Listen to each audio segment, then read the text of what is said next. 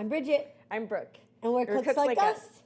And today we're making super soup. It is the world's best super food ever because it's fast, it's cheap, it's totally forgiving. You can use all of your leftovers. Every time you cut a vegetable, every single time, you throw the end into your stock pot or into a Ziploc bag and you put it in the freezer. Do not throw it away. I'll be very sad. And then you just make stock all week, and then you can make soup. You can freeze it. You can do...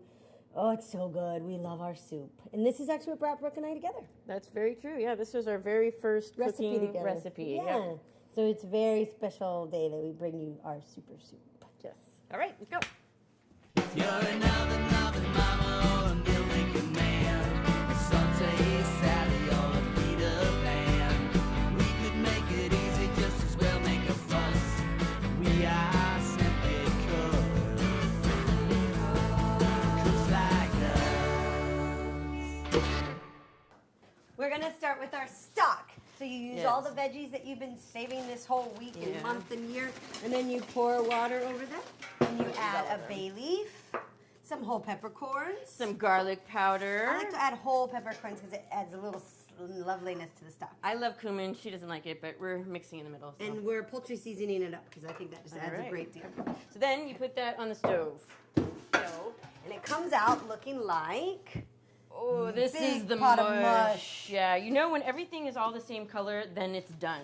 Right. And you leave it on the, you leave it on there. You can leave it on overnight. You can leave it on, yeah, just like, and if you need to turn it off, you can just leave it on the stove. You don't have to put it back in the refrigerator. Just turn it back on in the morning. Every time you walk by the kitchen, just check your stock and check the smell and check the taste. It's going to be so good. And you freeze it. I like to freeze it. I just reuse these old crappy things that you get. And honestly, I just throw them directly into my crock pot frozen and let the crock pot do all the work.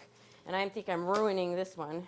And then I am going to start with my trifecta, which I then add carrots and celery to. For my particular soup, and I get that nice and warm on the stove with the bacon grease until they're soft. And I like to put some quinoa on mine. You just rinse it. All you have to do is rinse it and pour it in. You don't have to do anything else. And then to my trifecta with carrots and celery, I add stock.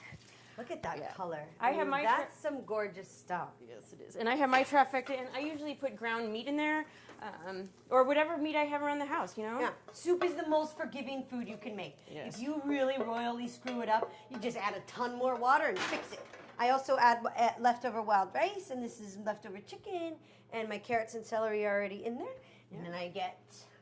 Kale, of course. Oh, right, kale. I like to put my kale in at the end. So I start my crock pot, I get everything melted, I put my quinoa in, I leave it in for like overnight, and then when I come home from work the next day or in the morning, whenever I feel like I have time, I throw in my kale. Yum. And then we have soup. Yes. And mine, I know it doesn't look all that good, but it's actually really incredibly delicious. And I have some like leftover stewed meat in here. It's really delicious. Mmm. I love the wild rice. And the great thing about this is it's 3 minutes to reheat. It's a full meal. One bowl of soup is an entire meal. Make a huge pot on Sunday. You can eat it all week. It costs you $15 to eat lunch 5 days a week. And it's so good. 5 days for the whole week. Not. So I'm Brooke. I'm Bridget. And we're Cooks Like Us. And this is super soup. Yeah. And we're not professionals, so try it at home. Yeah. If you're